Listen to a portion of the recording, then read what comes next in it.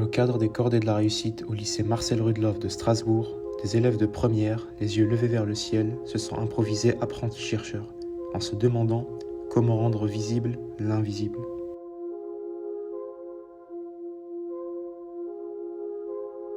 On s'en rend pas compte, mais nous sommes bombardés par des milliards de particules femtométriques chaque seconde. Ici, dans un premier temps, il nous a fallu trouver un mécanisme qui nous permettrait de visualiser leur passage. Comme tout bon chercheur, nous nous sommes répartis en deux équipes et nous avons distribué les rôles en fonction des compétences de chacun. Notre premier réflexe a été de consulter la littérature ainsi que la presse scientifique. Grâce à quelques lectures, nous avons trouvé un montage expérimental simple et accessible qui permettrait de répondre à notre problématique, la chambre à brouillard. La problématique est bien posée, mais avant de construire notre machine, nous avons dû voir la partie théorique.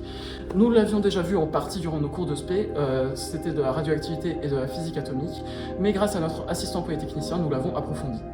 Le principe est simple. Prenons une chambre fermée, remplie de vapeur d'alcool pur à plus de 99,7%. Si l'on refroidit le bas de la chambre à une température inférieure à moins 23 degrés, alors on crée une vapeur métastable. Alors, un minuscule apport d'énergie suffit à liquéfier l'alcool. Un brouillard se forme alors en bas de la chambre, d'où son nom. Ainsi, lorsqu'une particule chargée passe dans la chambre, elle va percuter des molécules d'alcool, ce qui va laisser une traînée derrière elle, ce qui permettra donc de voir la trajectoire de cette particule à l'œil nu. Ça, c'est la théorie.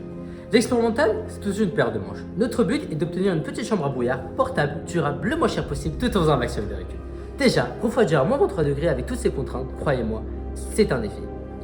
Grâce à la presse scientifique et au tuteur polytechnicien, nous avons opté pour un refroidissement thermoélectrique en utilisant le module Peltier. Les modules Peltier sont très facilement trouvables, on en a eu pour moins de 5 euros. Pour le reste du matériel, on a tout simplement fait nos courses au lycée, donc que ce soit les câbles, la pâte thermique, les plaques d'aluminium ou encore les matériels de soudure. Dans un esprit de récupération, on a défaussé des vieux PC qui allaient être jetés pour en retirer l'alimentation. On va s'en servir comme générateur électrique. À part les modules Peltier, le seul vrai achat a été ce magnifique ventirad. Grâce au Fab Lab du lycée, nous avons pu utiliser la découpeuse laser et l'imprimante 3D pour créer des supports adaptés. Une fois que tout a été assemblé, nous avons commencé les tests. Lors du premier test, nous sommes seulement descendus à moins 17 degrés. Ce fut donc un échec. Mais cela nous a permis de revoir notre montage expérimental et de corriger certains défauts que nous n'avions pas soupçonnés au départ. Lors du deuxième test, nous avons réussi à refroidir jusqu'à moins 44 degrés. Pas mal, même parfait. Pour être honnête, on ne s'attendait pas à un résultat aussi bon.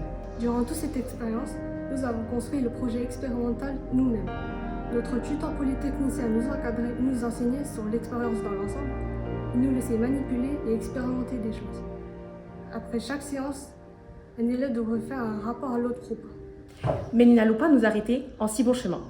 Nous sommes procurés de l'autunite, une roche faiblement radioactive qui contient des cristaux d'oxyde d'uranium, un atome qui émet donc des particules.